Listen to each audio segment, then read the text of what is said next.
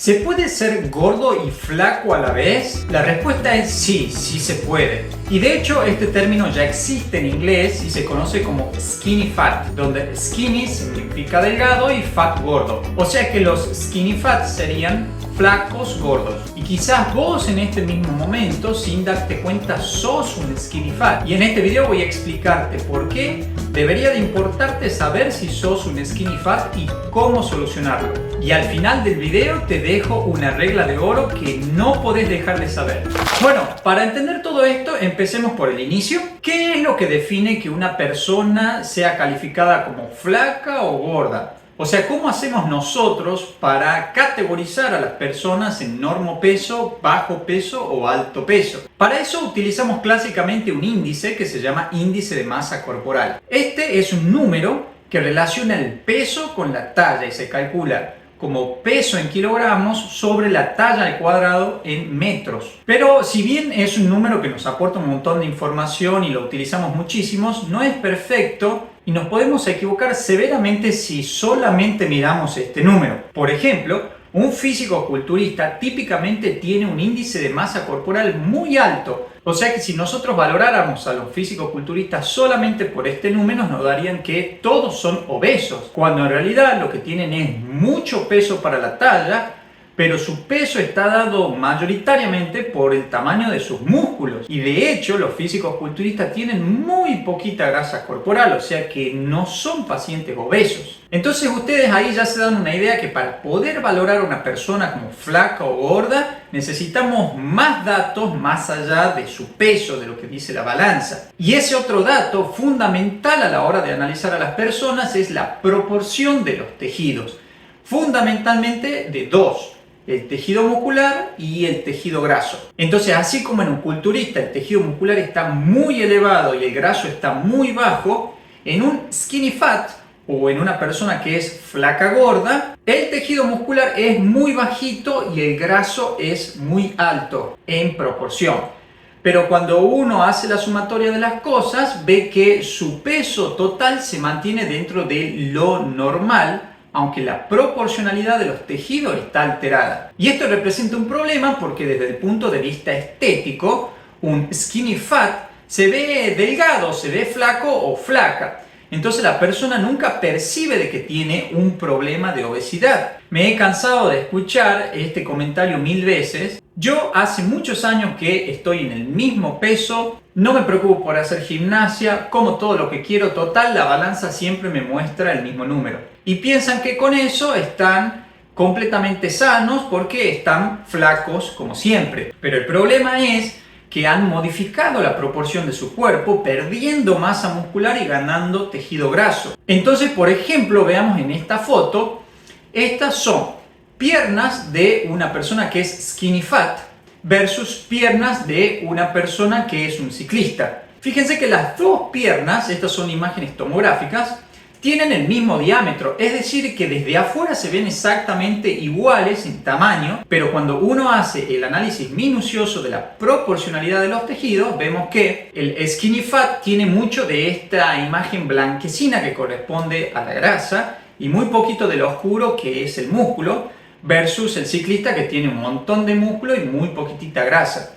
Entonces, desde lo estético podríamos decir son casi iguales porque son piernas de iguales diámetros, pero se comportan muy diferente en cuanto a la proporción de tejidos que tienen y por lo tanto va a representar una distinta situación de salud para una persona versus la otra. Porque esto que vemos en las piernas sucede en todo el cuerpo. Y acá está el gran concepto, que es que los skinny fat, o sea, los flacos gordos, tienen el mismo riesgo de padecer diabetes, hipertensión, problemas de colesterol, triglicéridos, enfermedades cardiovasculares, etc., que los, digámoslo así, obesos clásicos. Y no me crean a mí, veamos los números oficiales. En este gráfico, por ejemplo, están representadas tres poblaciones: personas con normopeso, personas con obesidad y personas que son skinny fat o flacos gordos. Estos flacos gordos están representados por la columna roja del medio. Y ustedes ven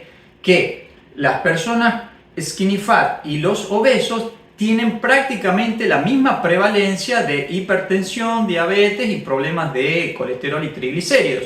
Y de hecho, en esta muestra poblacional, los skinny fat tienen incluso hasta un poquito más. De ahí es que debería de importarte saber si sos o no un flaco gordo, porque quizás estás aumentando tus riesgos cardiovasculares por no prestarle atención a este enorme detalle. Bueno, ya está el problema planteado, entonces ¿cómo lo solucionamos? Y ya calculo que estarás imaginando la respuesta. Sí, el problema es que tenemos poco músculo y mucha grasa, lo que hay que hacer es aumentar el músculo y perder grasa. Y bueno, sí, suena fácil, pero ¿cómo hacerlo? Porque la realidad es que es difícil de lograrlo, aunque no imposible. ¿Y por qué digo que es difícil? Porque resulta que para perder grasa nosotros tenemos que hacer lo que se conoce como un déficit calórico. Déficit calórico quiere decir que al final del día las calorías que nosotros hemos ingerido con los alimentos tienen que ser menos que las calorías que nosotros hemos quemado con toda nuestra actividad. Si te interesa saber cómo hacer un buen déficit calórico, te dejo en la descripción de este video una lista de reproducción completa sobre toda esta temática para que explores una vez que termines de ver este video. Entonces, esa es una situación, hacer déficit calórico para perder grasa. Pero resulta que para ganar músculo, lo que tenemos que hacer es un superávit calórico, es decir, el proceso inverso. O sea, que al final del día las calorías que nosotros consumimos tienen que ser más que las calorías que quemamos. Entonces verás que hay como una contradicción, porque por un lado te estoy diciendo que hay que quemar más calorías de las ingeridas y por otro lado te digo que tenemos que ingerir más calorías de las que quemamos. ¿En qué quedamos al final? Por eso es que te digo que es difícil de lograr. Y lo mejor que podés hacer, por supuesto, es buscar ayuda profesional con nutricionistas, deportólogos y especialistas en la temática antes de mandarte vos a hacer cualquier cosa, porque para todo esto existen cálculos, fórmulas matemáticas, tablas de seguimiento que no voy a explicar en este video porque excede las intenciones del video, pero si te interesa que yo desarrolle este tema, no dejes de dejarme tu comentario en la caja de comentarios de este video, así yo sé que la temática te interesa y a su vez eso a mí también me estimula para seguir haciendo material como este. Bueno, y lo prometido es deuda, la regla de oro. Entonces, si nosotros tenemos que perder grasa y ganar músculo, la pregunta es, ¿cuál de las dos es una prioridad cuando nosotros estamos por empezar? Y la respuesta es ganar músculo. Eso es lo primero que tenemos que hacer. ¿Por qué? Porque básicamente el tejido muscular come a la grasa. ¿Qué quiere decir eso? Que a medida que nuestro músculo se vaya haciendo más fuerte, más grande, más resistente, más tónico, más activo, va a empezar a quemar esa grasa como fuente de combustible para sostenerse en ese nivel. Y acá, ojo, hay que prestarle atención a lo siguiente. Si vos estás empezando este proceso de revertir tu situación de sobrepeso u obesidad, y lo primero que empezás a hacer es hacer músculo, que está perfecto, vas a ver reflejado eso en la balanza como un aumento de peso. ¿Por qué? Porque el tejido muscular es más pesado que la grasa.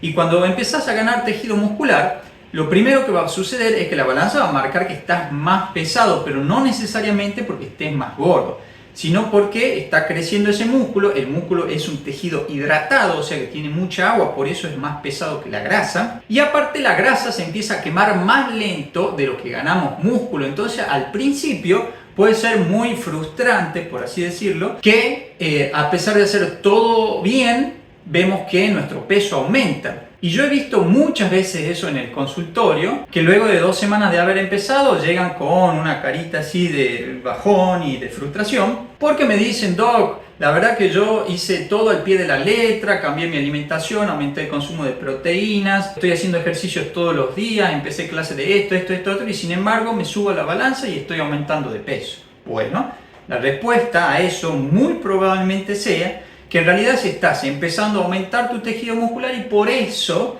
estás aumentando de peso. Quiere decir que no estás yendo mal, estás por buen camino. Seguí así porque después las cosas van a empezar a cambiar. Y de todas formas, yo creo que parte de esa frustración se origina de una mirada clásica que hemos tenido para este tema, que es lo que conocemos como pesocentrismo.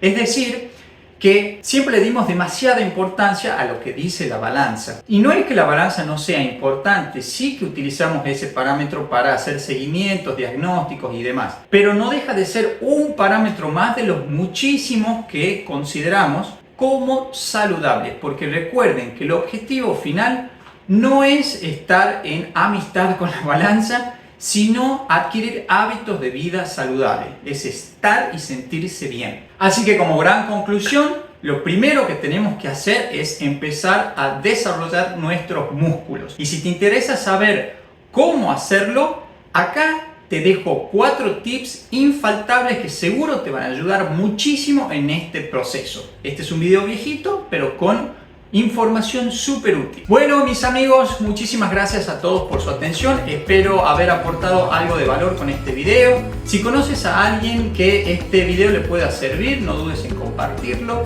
darle like si te gustó el video y considerar suscribirte para cuando suba un nuevo material relacionado a este tema. Nos vemos muy prontito en un próximo video.